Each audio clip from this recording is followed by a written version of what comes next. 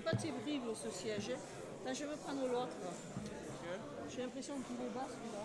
Je sais pas. Ah, tu peux le soulever? Je sais pas. C'est vrai? Ah, il est au maxi là. Ah, il est au maxi. Mais il est bas, il est bas. Non, c'est pareil. Ah non, ben ouais, je sais pas. Peut-être celui-là est moins bas, je ne sais rien. Ouais, donne-moi celui-là. Je suis invité à celui-là. Ah non. Il a l'air moins bas celui-là. Ah ouais, là je suis mieux. Il y en a qui doivent se baisser, tu sais. Chers collègues, installez-vous s'il vous plaît. La séance est ouverte. Madame Joannelot, acceptez-vous d'être secrétaire de séance? Je l'accepte, monsieur le maire. J'entends rien. Oui, je l'accepte, monsieur le maire. Merci beaucoup, Jordan. Allez-y alors. Monsieur Gérard Trémège. Présent. Monsieur Pascal Claverie. Madame André Doubrère. Monsieur Gilles Craspaille. Madame Marion Marin. Monsieur Romain Giral. Présent. Madame Lola Toulouse. Monsieur Roger Vincent Calatahud. Madame Anne-Marie Beltran. Monsieur Jean-Paul Gerbet. Madame Véronique Dutreil. Monsieur Bruno Laroux. Madame Catherine Maraldi. Monsieur Thomas Dacosta. Qui elle a dit? Maraldi? Oui. Maraldi, excuse. C'est moi qui ai son... C'est monsieur Giral qui a son pouvoir, pardon. D'accord. Cathy Maraldi. Madame Anne Candebat-Tréquet. Monsieur Jean-Marc Lacabane. Madame Laure Verdier-Tréhardy. Madame Tréhardy? Laure Tréhardy. Ah, mais c'est avec ce nom, elle m'a donné pouvoir. Monsieur Marc Andrès. Monsieur David Larrazabal. Monsieur Laurent Texera. Monsieur Amaury Troussard. Madame Elisabeth Brunet. Madame Cynthia Peyret. Monsieur Alain Ross. Madame Jocelyne Lafourcade. Présente. Monsieur Jean-Claude Piron.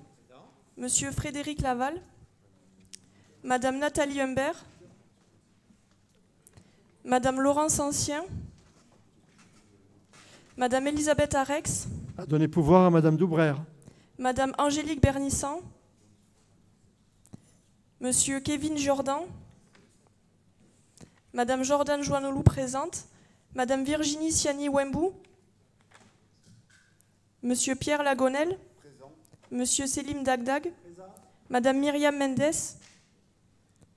Monsieur Pierre Soulard. Présent. Madame Rebecca Calais. Présent. Monsieur Laurent Rouget. Présent. Monsieur Christophe Cavaillès. Monsieur Hervé Charles. Présent. Madame Héloïse Das. A donné pouvoir à Madame Calais.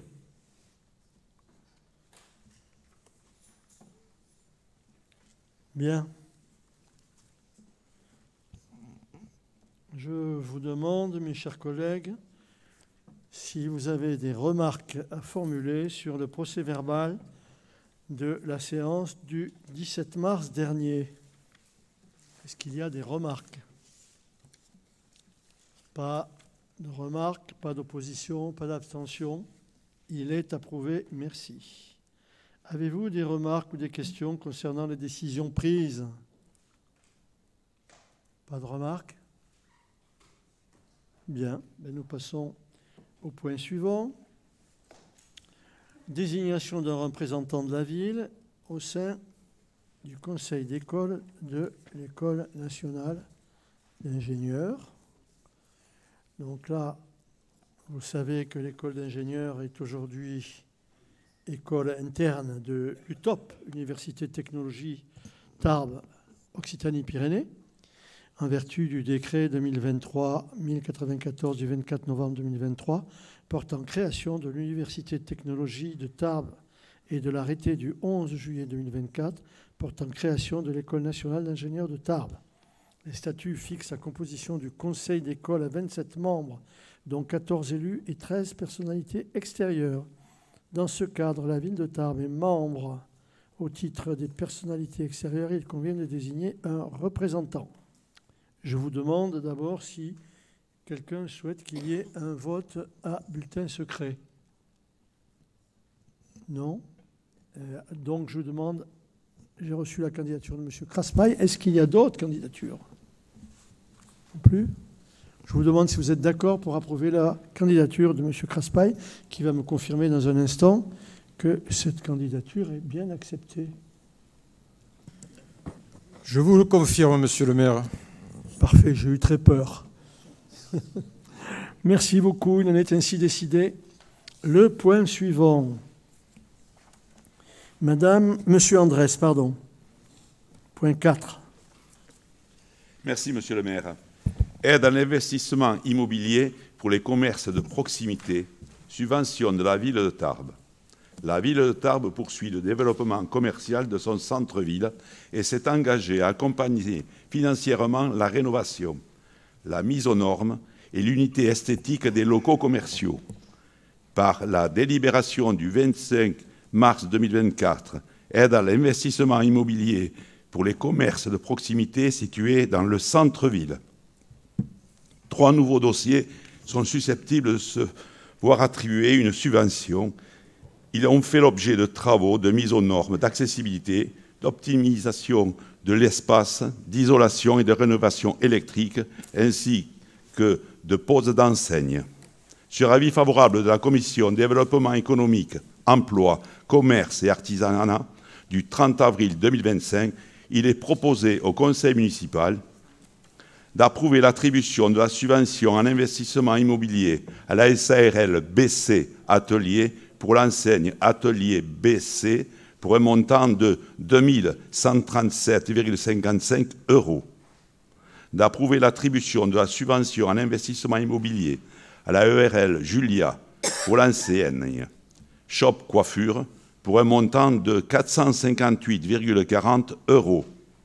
D'approuver l'attribution de la subvention en investissement immobilier à la SAS Citron Basilic pour l'enseigne Amorino pour un montant de 7 500 €. D'autoriser Monsieur le maire ou son représentant à signer tout acte utile à cet effet. Merci. Monsieur le rapporteur, avez-vous des questions à poser? Pas de questions? Des oppositions? Des abstentions? Proposition adoptée. Le point suivant, Monsieur Andrès. Merci, Monsieur le maire. Attribution de l'étal 24 de la halle Broban. Par délibération du 6 février 2012, le Conseil municipal a autorisé Monsieur le maire à signer une convention d'occupation du domaine public avec chaque commerçant occupant une surface commerciale sous la halle Broban. L'étal numéro 24 était occupé par Monsieur Alexandre Delcasso, qui a exercé une activité de traiteur à halle Broban. Monsieur David Lacassagne, gérant de la boucherie-charcuterie L'Occitana, étal numéro 27 de Halle Broban, propose un dossier de plats traiteurs variés. Sur avis favorable de la Commission développement économique, emploi, commerce et artisanat du 30 avril 2025, il est proposé au Conseil municipal d'approuver l'attribution à M. David Lacassagne de l'étal numéro 24 et d'établir avec ce dernier une nouvelle convention d'occupation du domaine public. Autoriser M. le maire ou son représentant à signer la nouvelle convention d'occupation du domaine public avec M. David Lacassagne, à compter de la date d'accord définitive entre les deux parties. Merci, M. Andrès. Avez-vous des questions? Des oppositions? Des abstentions? Proposition adoptée. Le point suivant, M. Giral. Merci, Monsieur le maire. Il s'agit du soutien au monde associatif avec un ajustement du tableau des subventions individualisées. Ce tableau, au titre de l'année 2025, est régulièrement actualisé de manière à prendre en compte diverses sollicitations de la part d'associations. La commission finance du 12 mai a donné un avis favorable à l'attribution de subventions détaillées dans le projet de délibération pour un montant de 68 171 €. Vous en avez le détail dans la délibération. Et vous me permettrez, Monsieur le maire, peut-être de souligner celle dont le montant est le plus important, à hauteur de 50 000 €, qui concerne le TGB, dont nous pouvons tous saluer la fin de saison en tout point remarquable. Voilà, Monsieur le maire. Merci, Monsieur le rapporteur. Je voulais à mon tour dire que nous avons souhaité attribuer une subvention exceptionnelle au TGB pour ce parcours de fin de saison exceptionnel. Et je voudrais, avant de soumettre cette délibération à votre approbation, Je voudrais remercier toutes les équipes du TGB qui, autour de la présidente, Madame Jeannie Cointre, autour du manager, autour de tous les bénévoles qui font vivre ce club dans des conditions parfois difficiles. Je voudrais leur faire part de notre reconnaissance, la reconnaissance de la ville de Tarbes pour avoir porté le nom de notre ville, TGB Tarbes, Gesp, Bigorre, au plus haut niveau, puisque le club est vice-champion de France. Bien évidemment, je comprends la déception pour le 3e match, mais ceci étant, le parcours a été exceptionnel. Et voilà pourquoi il me semble que cette subvention exceptionnelle est justifiée pour aider le club. Est-ce qu'il y a des remarques? Madame Calais. Merci, Monsieur le maire. Donc, comme chaque année, nous voyons apparaître les subventions attribuées à Ambition Pyrénées, outil d'animation du projet de territoire. Mais nous n'avons encore aucune visibilité sur l'impact des différents chantiers qui visent à coordonner l'action des acteurs institutionnels du département, qui contribuent d'ailleurs chacun à son financement. Peut-être faut-il attendre 2030, puisqu'apparemment le projet est sur 2020-2030. Donc il est question quand même d'enjeux prioritaires pour les développements économiques et sociaux et l'attractivité des Hautes-Pyrénées. Par exemple, pour le projet Happy Saveur, quel apport pour le consommateur? Quelle réelle accessibilité financière pour tous? Permet-il de rémunérer équitablement les acteurs du réseau et préserver l'emploi tel qu'annoncé dans ses objectifs? Pouvez-vous nous en dire un peu plus? Ensuite, comme vous, nous saluons bien sûr le fabuleux parcours du TGB qui échoue en finale après une séquence incroyable. Vous avez annoncé, Monsieur le maire, en conférence de presse, l'attribution d'une subvention exceptionnelle. Je donne l'exemple, avez-vous dit, mais c'est bien au conseil municipal qu'il s'agit de se prononcer, qu'il revient de se prononcer. Par contre, il s'agit aujourd'hui d'assurer la pérennité financière du club qu'une collectivité territoriale, aussi volontariste soit-elle, ne peut à elle seule assurer. Bonne remarque. Pour ce qui concerne les informations légitimes que vous demandez sur Ambition Pyrénées, peut-être que Gilles Craspa pourra dire quelque chose, puisque nous avons tous les deux, jusqu'à il y a quelques mois, mené et dirigé Ambition Pyrénées en qualité de président et de président délégué.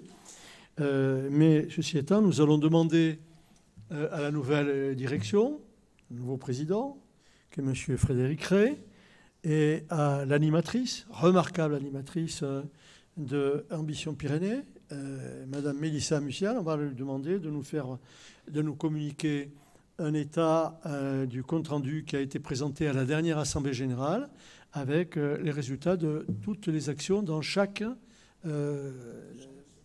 catégorie d'engagement. Tu veux dire un mot, Gilles ?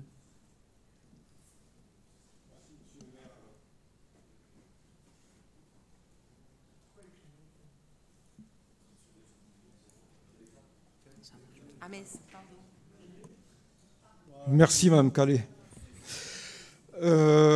Concernant Ambition Pyrénées, je voudrais simplement, même si la question en soi est normale et légitime, je voudrais simplement vous dire que Ambition Pyrénées est une association. À ce titre, les responsables de l'association tiennent régulièrement des bureaux et des conseils d'administration et une assemblée générale annuelle, comme c'est de rigueur. Et évidemment, il est communiqué à tous les représentants qui siègent dans ces instances les comptes rendus et l'état des lieux des chantiers et aussi l'état de l'association. Et donc, il revient à chacun, s'il souhaite avoir des informations, de s'adresser à l'association en question pour lui demander si elle veut communiquer. Cette communication n'est absolument pas de droit. Je le signale. Ce qui n'empêche pas qu'il n'y a pas de de difficulté à ce que vous obteniez des informations concernant le chantier Happy Saveur, ce qui peut être dit, puisqu'on a eu une assemblée générale il y a pas si longtemps, c'est que sur l'année 2024, lors de la présentation du bilan, on peut dire que les choses se sont bien améliorées, puisque c'est un chantier qui est piloté par la Chambre d'agriculture, pour lequel il y a eu quelques complications, on va dire. L'objet du chantier n'est pas de s'occuper des problématiques de santé publique et d'alimentation par rapport aux personnes. Je vous rappelle que ça, c'est plus du ressort du PAT, du projet alimentaire territorial, qui est géré par ailleurs, notamment par le département et les communautés de communes.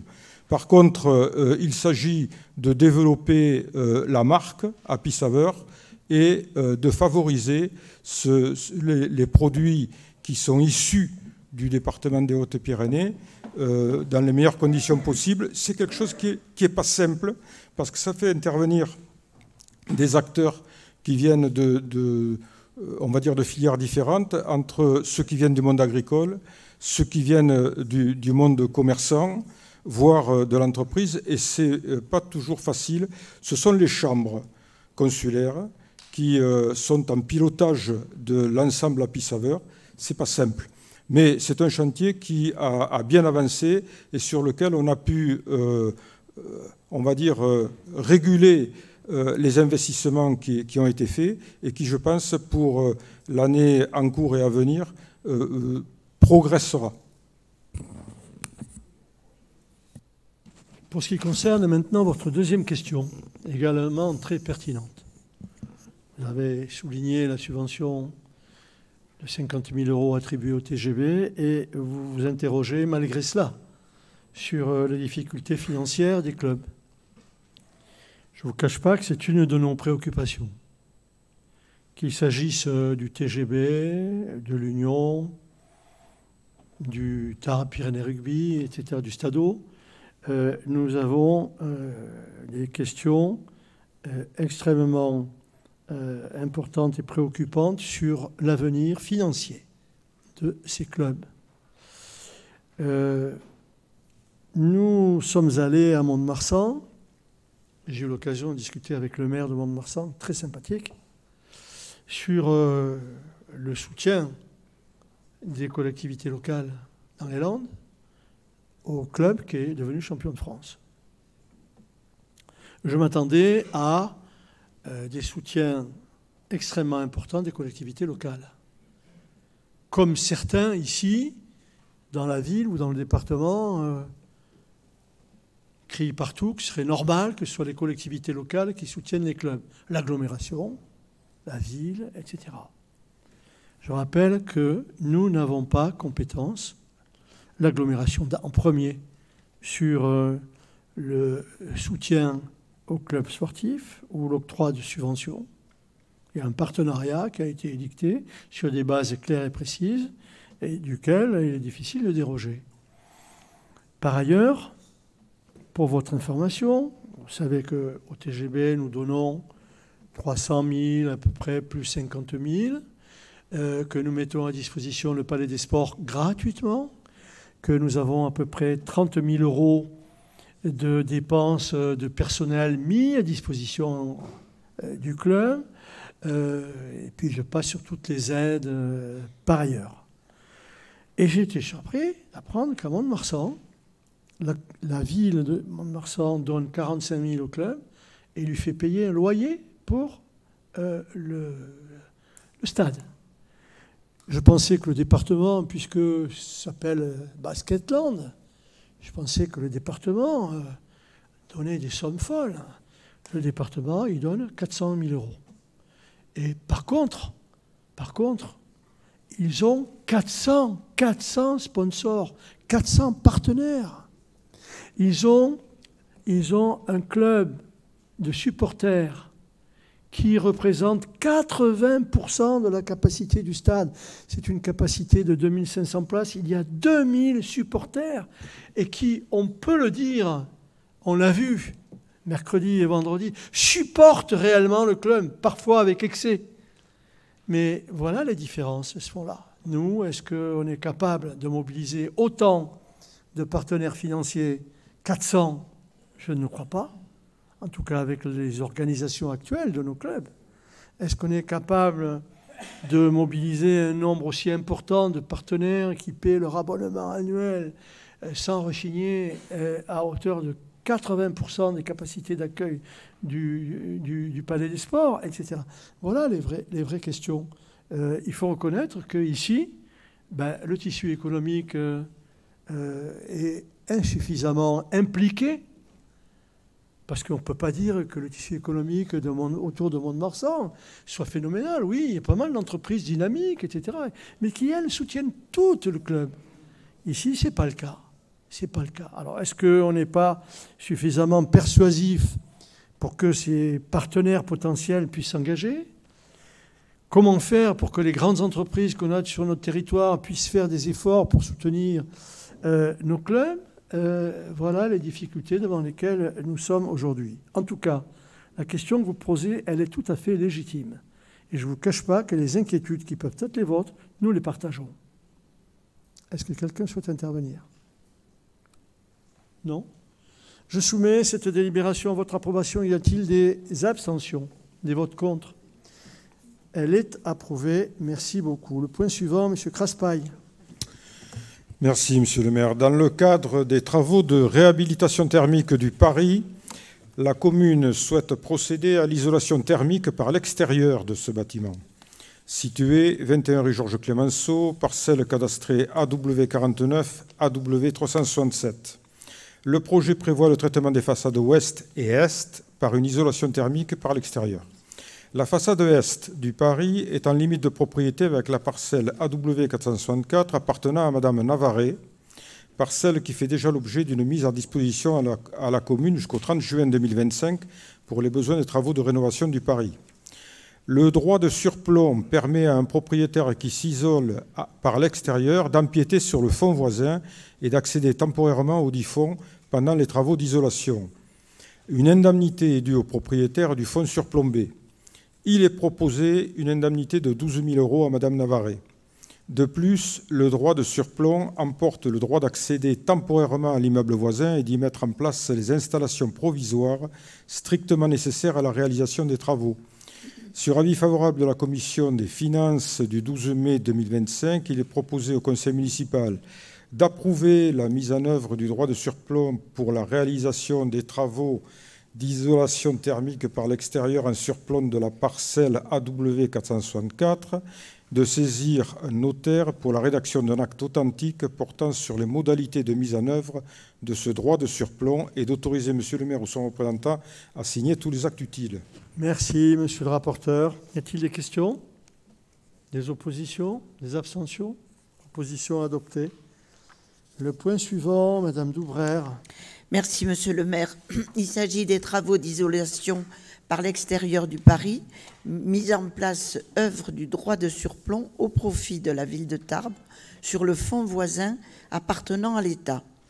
Dans le cadre des travaux de réhabilitation thermique du Paris, la commune souhaite procéder à l'isolation thermique par l'extérieur de ce bâtiment, situé 21 rue Georges Clemenceau, parcelle cadastrée AW49 et AW367. Le projet prévoit le traitement des façades ouest et est par une isolation thermique par l'extérieur. La façade ouest du Paris est en limite de propriété avec la parcelle AW48 appartenant à l'État, donnant sur la cour du commissariat de police de Tarbes. Le droit de surplomb permet à un propriétaire qui isole par l'extérieur d'empiéter sur le fonds voisin et d'accéder temporairement au dit fonds pendant les travaux d'isolation. De plus, le droit de surplomb emporte le droit d'accéder temporairement à l'immeuble voisin et d'y mettre en place les installations provisoires strictement nécessaires à la réalisation des travaux. Donc, sur avis favorable de la Commission des finances du 12 mai 2025, il est proposé au conseil municipal d'approuver la mise en œuvre du droit de surplomb pour la réalisation de travaux d'isolation thermique par l'extérieur en surplomb de la parcelle AW48, façade ouest du Paris, de saisir un notaire pour la rédaction d'un acte authentique portant sur les modalités de mise en œuvre de ce droit de surplomb, de signer une convention de droit d'accès temporaire à la parcelle voisine afin d'y mettre les installations provisoires strictement nécessaires à la réalisation des travaux et de vous autoriser, monsieur le maire ou votre représentant, à signer tous les actes utiles. Merci, madame Daubrère. Y a-t-il des questions? Pas d'opposition, pas d'abstention? Le point suivant, monsieur Dacosta. Proposition adoptée, bien évidemment. Merci, monsieur le maire. Il s'agit du point numéro 9, la convention d'échange de données à caractère personnel entre la commune de Tarbes et le département des Pyrénées-Atlantiques relative à la mise en place de la transmission dématérialisée des extraits d'actes d'état civil des enfants de moins de 6 ans. Actuellement, les actes d'état civil des enfants de moins de 6 ans sont transmis à la protection maternelle et infantile des Pyrénées-Atlantiques par voie postale. Afin de sécuriser l'envoi de ces données aux services départementaux, elles seront désormais transférées via un accès dématérialisé, sécurisé entre la ville de Tarbes et ce département. L'adhésion à ce système d'échange sécurisé nécessite la signature d'une convention entre la ville et le département. La convention prévoit le déploiement d'un dispositif de partage de données via la solution de transfert de fichiers ou DriveWork, qui a été validé par le délégué à la protection des données de la PMI, ainsi que des accès sécurisés pour les agents déposant les fichiers. Sur avis favorable de la Commission administration générale, finances, ressources humaines et commandes publiques du 12 mai 2025, il est proposé au Conseil municipal d'approuver la convention d'échange de données à caractère personnel entre la commune de Tarbes et le département des Pyrénées-Atlantiques relative à la mise en place de la transmission, dématérialisée des extraits d'actes d'état civil des enfants de moins de 6 ans, et d'autoriser monsieur le maire ou son représentant à signer la convention ainsi que tout acte utile. Merci, monsieur le rapporteur. Y a-t-il des questions? Pas d'opposition, pas d'abstention, proposition adoptée. Le point suivant, monsieur Larrazabal. Madame Beltran. Oui. Je me trompe? Alors, le programme Acté Plus apporte un financement via les appels à projets aux collectivités lauréates pour déployer un réseau d'économes de flux, accompagner la réalisation d'études technico-économiques, le financement de la maîtrise d'œuvre, ainsi que l'achat d'équipements de suivi de travaux de rénovation énergétique. Il vise à aider les collectivités à mutualiser leurs actions, à agir à long terme et ainsi à planifier les travaux de rénovation énergétique tout en réduisant leurs factures d'énergie. Le 23 juillet 2024, le dossier de candidature de la ville de Tarbes a été retenu par le jury du programme Acté. La ville pourra donc bénéficier d'un accompagnement méthodologique et de financement pour mettre en œuvre des actions en matière d'efficacité énergétique validées par le jury de l'appel à projet Lumi-Acté. Les dépenses éligibles sont de différentes natures: postes d'économie de flux, acquisition d'outils de mesure et suivi de consommation énergétique, études techniques, missions de maîtrise d'œuvre et prestations d'assistance à maîtrise d'œuvre et sensibilisation. Sur avis favorable de la Commission des finances du 12 mai 2025, il vous est proposé d'approuver la mise en œuvre du dossier de candidature retenu par le jury Acté pour l'appel à projet Lumi-Acté. Merci, monsieur le rapporteur. Avez-vous des questions? Pas d'opposition, pas d'abstention, proposition adoptée. On va faire comme ça maintenant. On va faire le coup suivant et le coup d'avant. Alors maintenant, délibération précédente. Madame Anne-Marie Beltran. Merci, monsieur le maire. Il s'agit de la convention de partenariat entre l'établissement français du sang et la commune de Tarbes pour le don de sang bénévole. Dans un contexte d'augmentation des besoins en produits sanguins et en particulier en plasma, la ville de Tarbes souhaite renouveler son soutien à l'EFS dans sa mission de collecte des dons du sang et de plasma. Il est ainsi proposé la signature de la convention annexée au projet de délibération que vous a été adressé, qui a pour objet d'encadrer le partenariat entre l'EFS et la commune pour une durée de 2 ans, en vue de la promotion du don du sang et de l'organisation des collectes de sang sur le territoire. Ainsi, compte tenu de l'intérêt général de ce partenariat, il est proposé la signature de cette convention.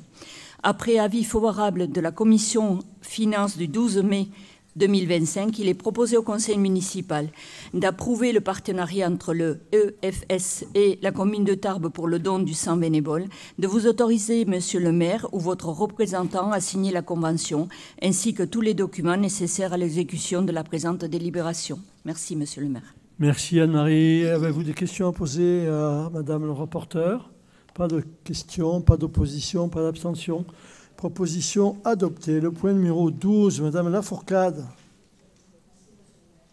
Dans le micro. Merci, monsieur le maire.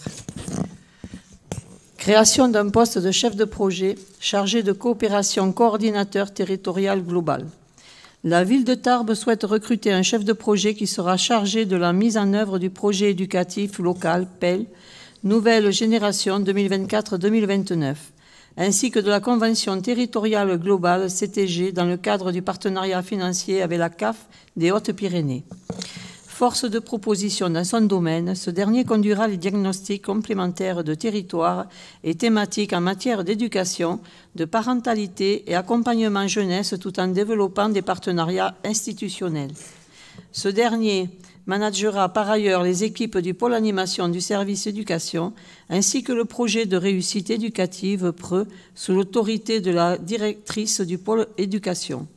Après avis favorable de la Commission Administration Générale, Finances, Ressources Humaines et Commandes Publiques du 12 mai 2025, il est proposé au Conseil municipal de créer à compter du 1er juin 2025, pour une durée de 3 années, avec possibilité de reconduction, un emploi non permanent à temps complet, relevant de la catégorie hiérarchique A de chef de projet chargé de coopération coordinateur territorial global, d'ouvrir ce poste aux agents contractuels sur la base de l'article L332-24 du Code général de la fonction publique, de prévoir l'accès à cet emploi aux conditions suivantes: agent titulaire d'un Bac+3 avec compétences et ou expérience dans les domaines du développement territorial et ou de l'ingénierie sociale, de fixer le niveau de rémunération par référence à la grille indiciaire du cadre d'emploi des attachés territoriaux assortis du RIFSEP.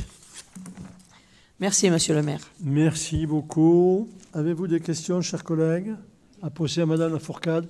Madame Rebecca Calais. Merci, monsieur le maire. Les attendus de ce poste nous paraissent un peu démesurés. Comment être à la fois sur des fonctions de management du pôle animation, du PRE, et conduire l'élaboration de la convention territoriale globale avec la CAF, qui va nécessiter un travail partenarial, de diagnostic, de participation des habitants, pour le moins chronophage. Au-delà de l'élaboration d'une telle convention, il s'agit d'en suivre les actions et d'évaluer leur impact auprès des habitants du territoire. La personne recrutée en aura-t-elle les moyens? Nous nous interrogeons. Monsieur Craspail. Oui. Le poste qui est ouvert à cette occasion est un poste que l'on ouvre en partenariat avec la Caisse d'allocation familiale, qui a mis en place les CTG et qui nous impose un recrutement spécifique pour justement pouvoir être en positionnement sur la CTG. C'est la problématique CAF. Ce poste, il est destiné à mi-temps à s'occuper de la CTG et il viendra renforcer l'organisation municipale sur l'autre mi-temps. Il est positionné assez large pour pouvoir brasser à la fois les missions du PRE et ceux du PEL Nouvelle Génération, mais il faut être clair. En ce qui concerne notre fonctionnement et nos équipes, c'est un poste qui vient en surplus. Ce n'est pas un poste indispensable. Autrement dit, ce sera un poste d'encadrement, un poste qui viendra alléger les missions de techniciens qui sont déjà opérationnels. Donc, je pense qu'il n'y aura pas de souci pour le fonctionnaire qui sera pressenti pour pouvoir assurer ses missions dans les meilleures conditions possibles. Il aura par contre un avantage, il aura une vision globale de l'ensemble de ces dispositifs. Merci, M. Craspail. Avez-vous d'autres questions? Madame Calais, les réponses vous conviennent?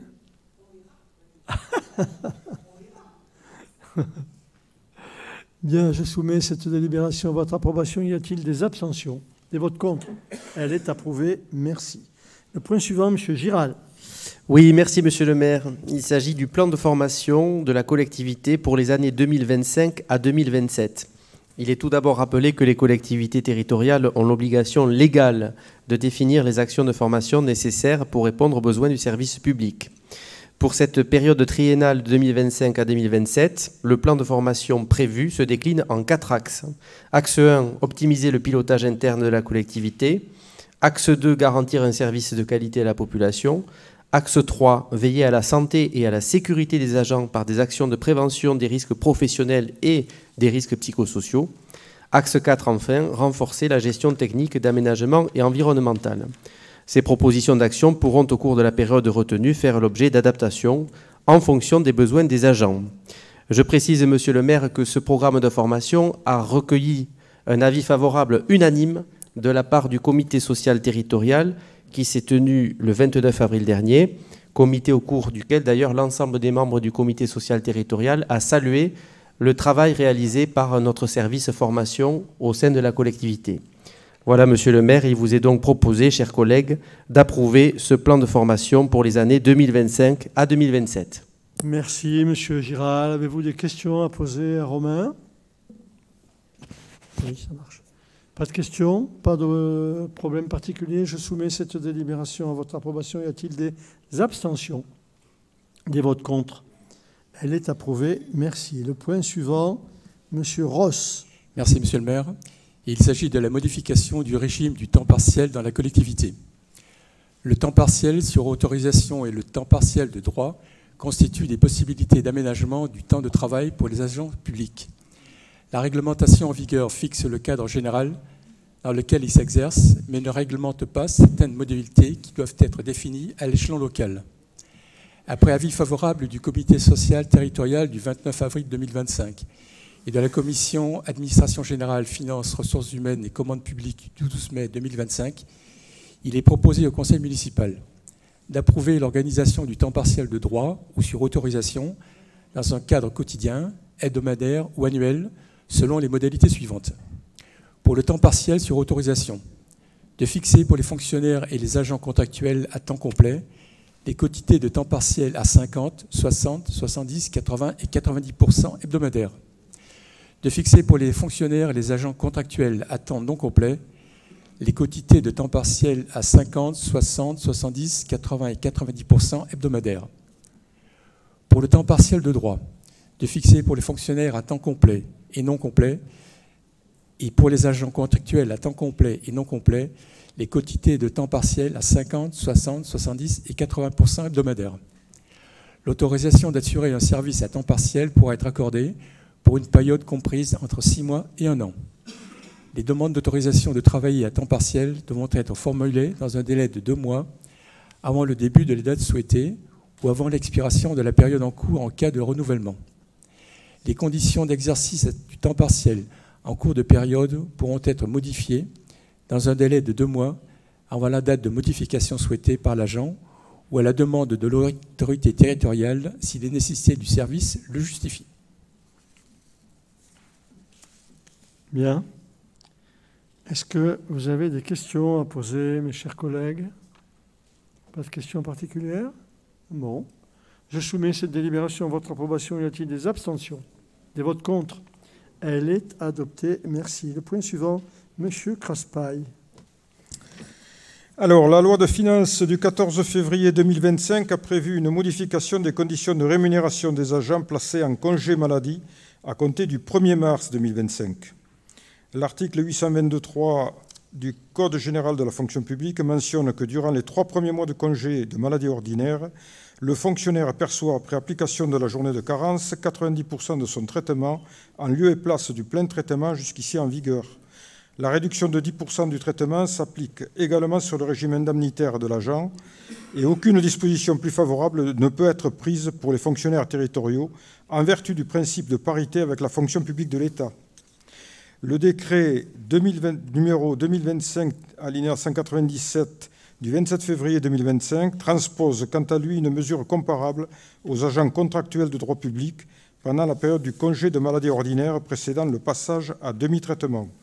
Après avis favorable de la Commission des finances du 12 mai 2025, il est proposé au Conseil municipal de modifier les conditions de versement des primes prévues par délibération du 4 juillet 2022 et 9 décembre 2024 en prévoyant leur proratisation dans les mêmes proportions que le traitement indiciaire en cas de congé maladie ordinaire de moins de 3 mois et de modifier la date d'application de la délibération du 9 décembre 2024 relative au régime indemnitaire des agents placés en congé longue maladie, grave maladie ou longue durée au 1er mars 2025 suite aux difficultés techniques rencontrées. Merci, monsieur le rapporteur.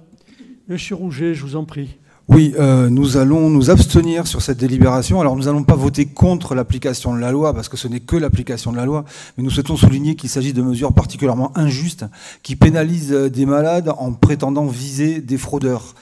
C'est une loi d'ailleurs contre laquelle nous, militants de gauche, nous avons déjà manifesté, nous sommes déjà pour certains d'entre nous mis en grève. Elle s'appuie sur une idée fausse et absolument démagogique, que les fonctionnaires des 3 fonctions publiques travailleraient moins que le reste de la population. On sait au contraire que les fonctionnaires occupent des rôles absolument essentiels. On l'a vu encore jeudi dernier, lors de l'intrusion qu'il y a eu à l'école Jean Massé, l'importance de la réactivité et de la réaction salutaire et exemplaire d'un agent municipal. Cette loi, elle consiste à faire des économies sur le dos des malades, alors qu'un médecin leur a prescrit un arrêt avec des pathologies, souvent d'ailleurs, ce qui est particulièrement vicieux, en lien avec leurs conditions de travail. Bravo. Et c'est d'autant plus injuste à Tarbes, dans nos services, où 85% des agents sont en catégorie C, c'est-à-dire des basses rémunérations, des métiers pénibles, et en premier lieu, comme d'habitude, ce sont les femmes seniors qui vont en pâtir. Si on ajoute en plus les absences non remplacées dans la fonction publique territoriale, ce sont celles et ceux qui restent qui vont s'épuiser, qui finissent en arrêt. Là aussi, c'est un vrai cercle vicieux. Le jour de carence, là aussi, il est justifié par un alignement sur le privé. Sauf que on sait très bien que 70% à peu près des salariés du privé voient leur jour de carence partiellement ou totalement pris en charge avec des conventions collectives, ce qui n'est absolument pas le cas dans le secteur public. Pour finir, en gros, la société risque de payer assez cher cette situation qui est une vraie bombe à retardement social. Ça dissuade les agents malades de consulter et de s'arrêter. Il y a un risque dès lors d'aggravation des pathologies. Faute de consultation à temps, on risque des retards de prise en charge. C'est pas comme ça qu'il faut faire. C'est pas en s'en prenant aussi violemment aux agents et aux agentes qu'on va renforcer les services publics. Et pour nous, il faut faire exactement le contraire, c'est-à-dire améliorer leurs conditions de travail au bénéfice de toute la population. Merci. Merci de votre intervention, monsieur Rouget, que nous comprenons parfaitement. Et comme vous l'avez souligné en propos liminaire, il s'agit d'une loi de février 2025, du 14 février 2025, que nous ne faisons qu'appliquer. Y a-t-il d'autres remarques? Pas d'autres remarques? Je soumets cette délibération à votre approbation. Abstention? 4 abstentions. Vote contre? Proposition adoptée. Nous allons passer à la commission des sports et je demande à Madame Doubrère de nous présenter la délibération numéro... Non, décidément. Délibération numéro 16. Le sport après. Tu es pressé, tu veux aller trop vite, hein? Merci, monsieur le maire. Alors, par délibération du conseil municipal du 9 décembre 2024, 39 postes ont été créés dans le cadre du transfert du secteur petite enfance du Centre communal d'action sociale vers la commune de Tarbes. 2 postes supplémentaires d'éducateurs de jeunes enfants s'avèrent indispensables pour le bon fonctionnement des structures d'accueil de la petite enfance et notamment le respect des taux d'encadrement. Donc, après avis favorable de la commission administration générale, finances, ressources humaines et commandes publiques du 12 mai 2025, il est proposé au conseil municipal de créer ces 2 postes à dater du 1er juin 2025. Merci, Madame Doubrère. Avez-vous des questions, chers collègues? Pas d'opposition, pas d'abstention. Proposition adoptée. Nous passons à la commission des sports, comme je disais à l'instant. Madame Doubrère, encore à vous. Alors, la ville de Tarbes mène activement une politique de soutien aux associations et manifestations sportives. Dans ce cadre, il est proposé au conseil municipal de soutenir 7 nouvelles demandes d'associations pour leur participation à divers championnats et compétitions détaillées dans le projet de délibération qui vous a été adressé. Donc, sur avis favorable de la commission sport, équipement sportif et relations avec les associations sportives du 15 avril 2025, il est proposé au conseil municipal d'approuver l'attribution d'une aide exceptionnelle 300 € à l'association Tarbes Pyrénées Lutte Grappling, 600 € à l'association Rythmique Club Tarbais, 100 € à l'association Cible Tarbes Pyrénées, 500 € à l'association sportive de l'École nationale d'ingénieurs de Tarbes, 3 500 € à l'association Tarbes Pyrénées Natation, 200 € à l'association Tarbes Omnisport Pyrénées Triathlon, 2 400 € à l'association Tarbes Nautique Club pour l'échange avec la ville de Huesca, et de vous autoriser, monsieur le maire ou votre représentant, à signer tout document afférent à cette délibération. Merci, madame le rapporteur. À vous des questions, chers collègues? Pas de questions, pas d'opposition. Proposition adoptée. Le point suivant, madame Candebatre-Quay. Oui, merci, monsieur le maire. Alors, aide aux sportifs de haut niveau. Par délibération en date du 27 janvier 2025, le conseil municipal a décidé d'attribuer une aide exceptionnelle aux associations sportives dans le cadre du dispositif Team Tarbes Haut Niveau. L'association NODA a récemment déposé au service des sports une demande éligible au dispositif des aides aux sportifs de haut niveau pour M. Dakuna Noé, champion de France en Caterham Road Sport en 2023, et vice-champion d'Europe du championnat Ligier European Series en 2024.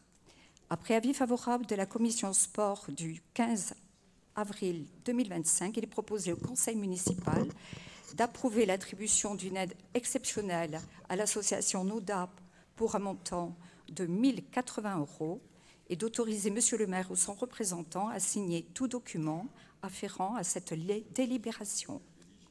Merci, madame. Est-ce qu'il y a des questions? Pas d'opposition, pas d'abstention. Nous passons à la commission.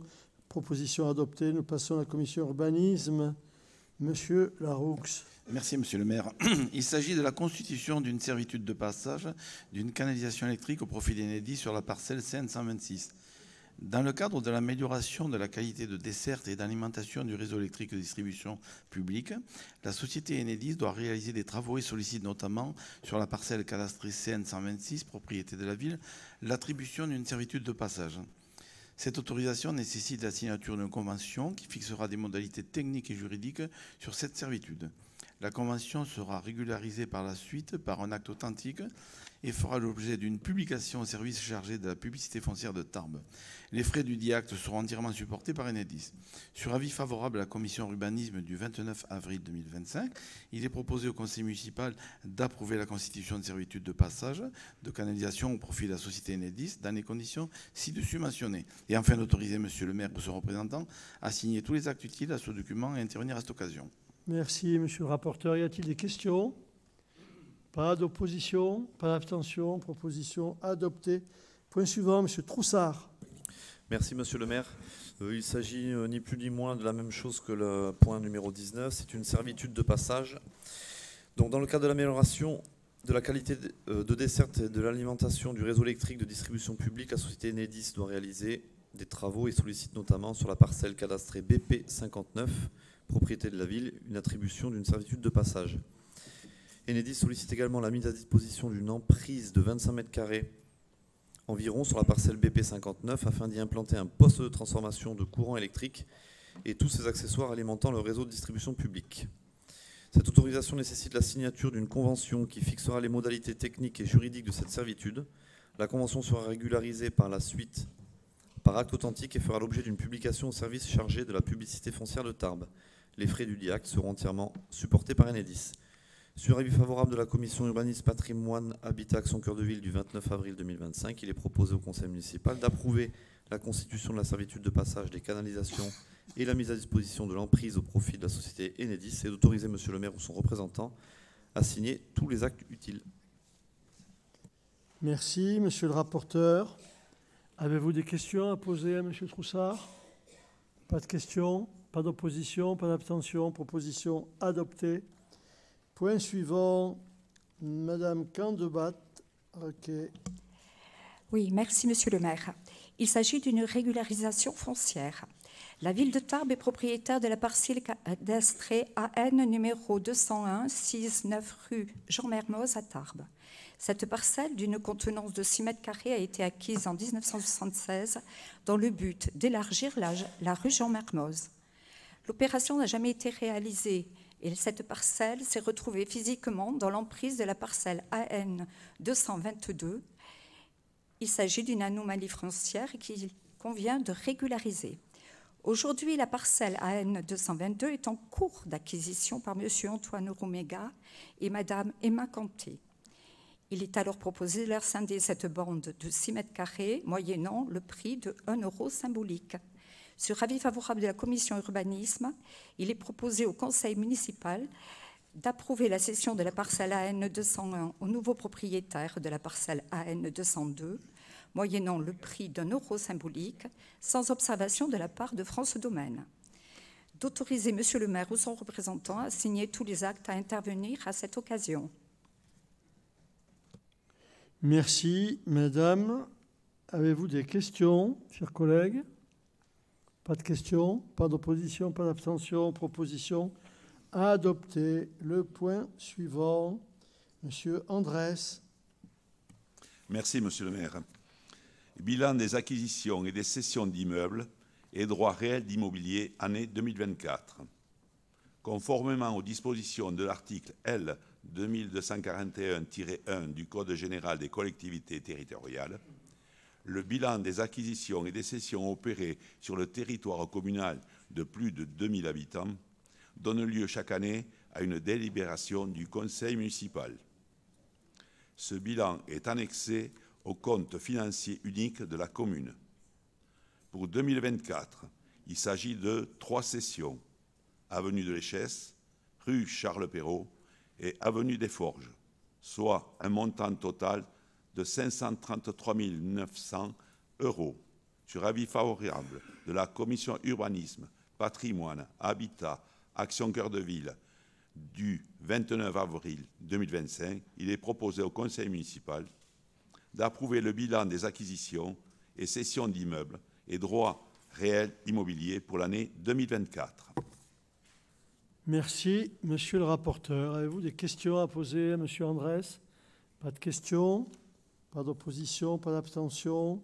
Proposition adoptée. Nous passons à la commission de la culture. Le point suivant, Monsieur Ross. Merci, Monsieur le maire. Exposition sur l'artiste Calo Caratala d'octobre 2025 à février 2026. La ville de Tarbes organise chaque année un cycle d'expositions afin de sensibiliser le public à l'art. Dans son programme d'exposition 2025-2026, elle a souhaité organiser une exposition d'art actuelle. Cette exposition mettra à l'honneur la thématique du paysage. Dans ce cadre, le musée présentera le travail du peintre espagnol Calo Caratala à l'automne 2025. Cet artiste a étudié à l'Académie des Beaux-Arts de Valence et à l'Académie royale espagnole de Rome. Son séjour à Rome a influencé sa peinture. Calo Caratala produit des œuvres grand format inspirées de fresques, mais également de tondos, tableaux ronds inspirés de ceux des maîtres italiens. Passionné de voyage, Calo Caratala a choisi de représenter des paysages dont la découverte et la contemplation l'ont touché. De l'Amazonie à la Norvège, en passant par les montagnes enneigées des Pyrénées, le choix pictural de Calo Caratala est influencé par une vision contemporaine du paysage. Si les peintres de la Renaissance considéraient la représentation du monde comme une manière de se l'approprier, l'artiste souligne un changement. Il ne peint plus la nature pour les mêmes raisons. Les contemporains se trouvent en face d'une nature à protéger. Sa production, qui investit différents supports et différentes techniques, illustre la façon dont l'artiste travaille sur chacun de ses projets. L'exposition sera ainsi constituée de carnets de voyage, dessins et peintures grand format. Sur avis favorable de la Commission culture, relations extérieures du 14 avril 2025, il est proposé au conseil municipal d'approuver l'exposition ci-dessus détaillée, d'autoriser Monsieur le maire ou son représentant à signer tous actes utiles se rapportant directement à cette exposition. Merci, Monsieur le rapporteur. Je ne comprends pas pourquoi ces micros font ce bruit. Je ne comprends pas. On n'a vraiment jamais eu ici, malgré des investissements importants, une sonorisation qui nous satisfait complètement. C'est effroyable. Vous entendez les rapporteurs, ils ne touchent à rien, ça souffle, c'est infernal. Je demande qu'avant le conseil municipal du mois de juin, il y ait un contrôle qui soit effectué, s'il vous plaît, monsieur le directeur. Y a-t-il des questions au rapporteur, monsieur Ross? Pas de questions, pas d'opposition. Proposition adoptée. Le point suivant, madame Peyret. Merci, monsieur le maire. Il s'agit de l'exposition Ferdinand Foch et la Pologne qui se déroulera septembre 2025 à août 2026. La maison natale de Ferdinand Foch, maréchal de France, de Grande-Bretagne et de Pologne, a été sollicitée par l'association d'entraide des anciens combattants polonais de Paris pour mettre en lumière une période de l'histoire pour évoquer en France, celle du voyage de Ferdinand Foch en Pologne en 1923. La ville de Tarbes propose d'organiser une exposition temporaire sur les relations entre la France et la Pologne au début du XXe siècle et plus précisément sur le rôle de Ferdinand Foch. L'exposition, dédiée à la Pologne, s'inscrit dans la lignée de celle organisée précédemment sur sa venue dans les Hautes-Pyrénées en 1919 et son voyage aux États-Unis en 1921. Cet événement sera réalisé à partir d'œuvres des collections de la maison natale du maréchal Foch, du musée Massé et des fonds documentaires des musées tarbais. En effet, la maison natale conserve une centaine de documents reçus par Ferdinand Foch lors de son voyage en Pologne. Une vidéo réalisée par l'Institut de mémoire nationale Poznan sera diffusée ainsi que les panneaux réalisés pour l'exposition centenaire du voyage de Ferdinand Foch à travers la Pologne. Sur avis favorable de la Commission Culture, Relations extérieures du 14 avril 2025, il est proposé au Conseil municipal d'approuver le projet d'exposition temporaire, de vous autoriser, monsieur le maire ou votre représentant, à signer les conventions de prêt et tous les actes utiles. Merci, madame Peyret. Avez-vous des questions, chers collègues, à poser sur cette délibération? Il n'y a pas d'abstention, pas d'opposition, elle est adoptée. Mais avant de passer à la délibération suivante, je voudrais rendre un hommage particulier au musée de Tarbes qui, samedi soir, dans le cadre de la Nuit des musées, ont organisé des expositions, des animations musicales, entre autres, tout à fait remarquables. Il y a eu pas mal de monde qui est venu au musée des Hussards et plus de 80 personnes également au musée de la déportation et de la résistance. Pas mal de monde, donc. Satisfaction. Sauf qu'en nombre d'élus, franchement, je n'en ai pas vu beaucoup. Et d'après les personnes qui étaient là en permanence, ils n'en ont pas vu beaucoup non plus. Voilà. Je dirai un mot tout à l'heure sur les élus qui ne répondent même pas aux convocations du conseil municipal. J'en dirai un mot à la fin. Mais là, déjà, quand il y a des manifestations qui sont organisées par la ville, par les structures municipales, la moindre des choses, c'est ou d'envoyer un petit message, ou de faire un tour. Nous y sommes allés avec Michel Garnier. J'ai accroché ma voiture, d'ailleurs, à cause de Sylvain Boucheron. Non, c'est pas vrai, c'est pas à cause de lui. Mais parce qu'on ne peut pas se garer. On ne peut pas se garer devant le musée des Hussards. Les places de parking que nous avons réalisées pour le musée des Hussards, elles sont occupées par les riverains. Voilà, passons.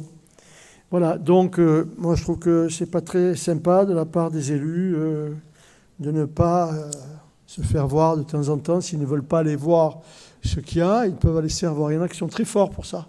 Il y en a qui sont très très forts pour aller se faire voir. Ils se font prendre en photo partout. Mais malheureusement, il y en a beaucoup d'autres qui restent chez eux. Voilà. Merci. Pas de remarques particulières? Pas d'opposition, proposition adoptée, je l'ai dit. Le point suivant, M. Calatayud. Oui, merci, Monsieur le maire. Il s'agit de la délibération numéro 25 concernant la programmation des théâtres, du Théâtre des Nouveautés et du Paris. Alors, on a fait un visuel pour vous permettre de regarder rapidement par rapport à la programmation qui est sur table. Alors bon, vous savez que le théâtre des nouveautés est depuis 2013 plutôt dirigé vers du théâtre d'humour, du théâtre de boulevard, mais pas que. Il y a également de la musique, et notamment de la musique classique. J'attire votre attention sur le traditionnel concert du Nouvel An qui auront lieu les 3 et 4 janvier prochains. En ce qui concerne le Paris, c'est plutôt des résidences avec des compagnies locales ou régionales, des créations artistiques de qualité, dirigées parfois vers le jeune public, mais pas que, et qui... Alors, je dois dire, monsieur le maire, je fais une petite incise, parce que à chaque fois qu'il y a une programmation au Paris, il y a une petite conférence de presse, et les compagnies qui sont en résidence sont ravies de l'accueil qui est réservé au Paris par les fonctionnaires qui sont en charge de cet édifice. Et je dois dire qu'ils arrivent avec beaucoup d'enthousiasme, et ils repartent avec beaucoup de nostalgie en se disant « nous espérons bientôt y revenir » parce qu'il y a des compagnies qui reviennent régulièrement depuis une vingtaine d'années.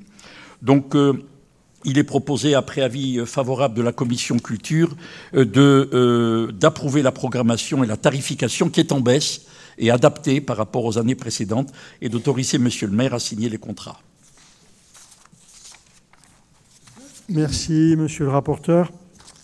Je voudrais à mon tour souligner la qualité des programmations préparées par madame Valérie Lhuillier et ses équipes, ce qui explique le public important qui participe au spectacle que nous proposons.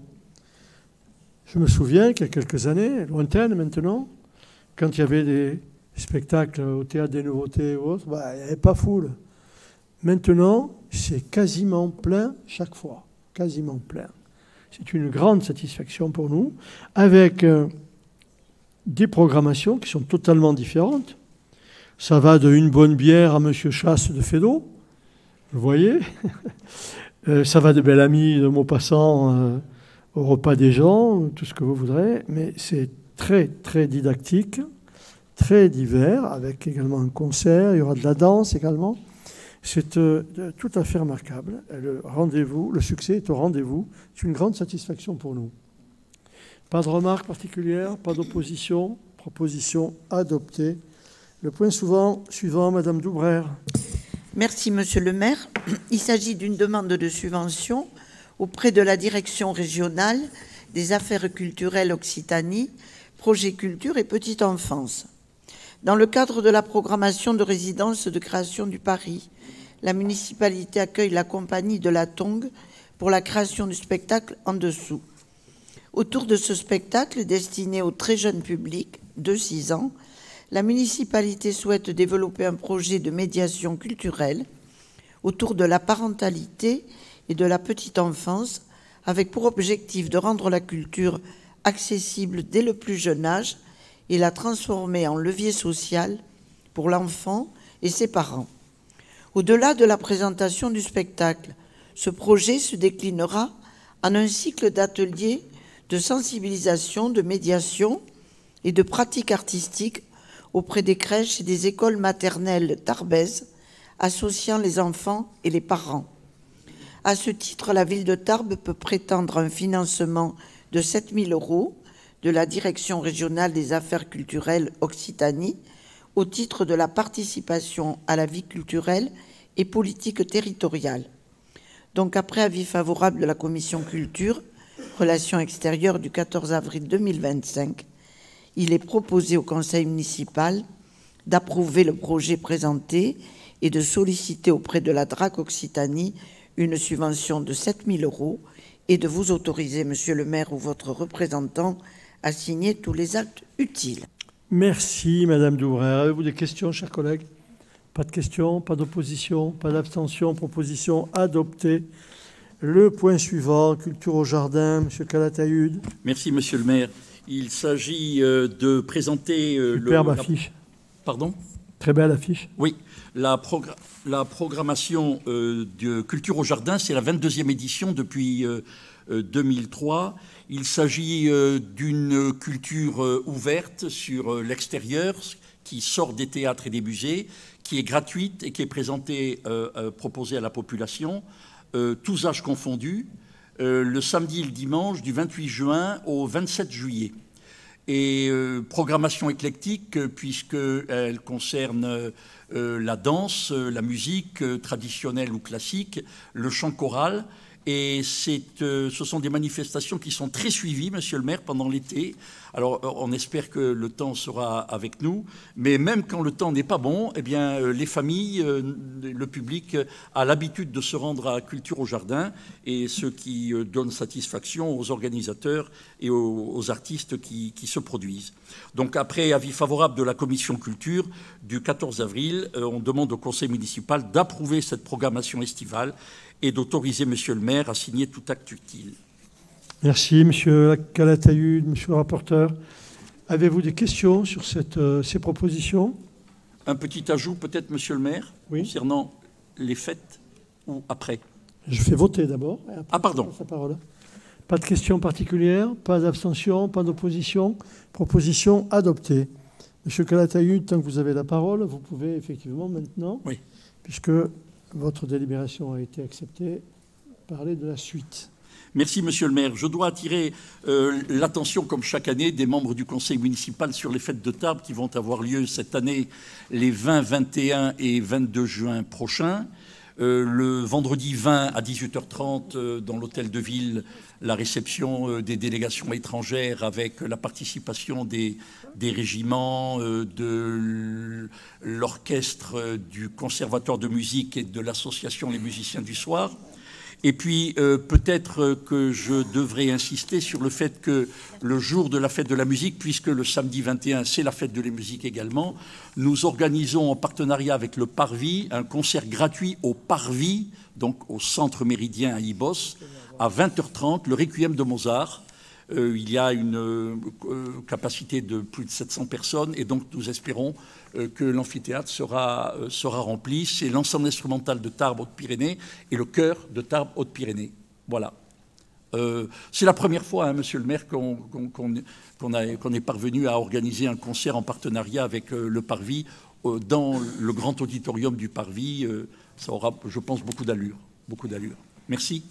Je pense qu'il faudra mettre l'accent sur la communication pour qu'effectivement, au moins, le rez-de-chaussée du Parvis soit plein. Hein. C'est possible, parce qu'on ne va pas demander tout. Mais ce serait bien, parce que si c'est pour avoir 100 personnes, c'est pas terrible. Hein. Mais bon. Voilà, donc, vous êtes tous invités, vos parents, vos amis, vos cousins, vos frères, vos sœurs. Bien. Pas de remarques particulières? On a voté la délibération précédente. Nous passons à la commission des travaux. Monsieur Laroux. Merci, monsieur le maire. Il s'agit de l'effacement du réseau de télécommunications 62 rue Larrey, travaux réalisés par Orange. Dans le cadre des travaux d'aménagement de la rue Larrey, Orange a retenu des travaux d'enfouissement du réseau de télécommunications. Le montant de la dépense est estimé à 533 €.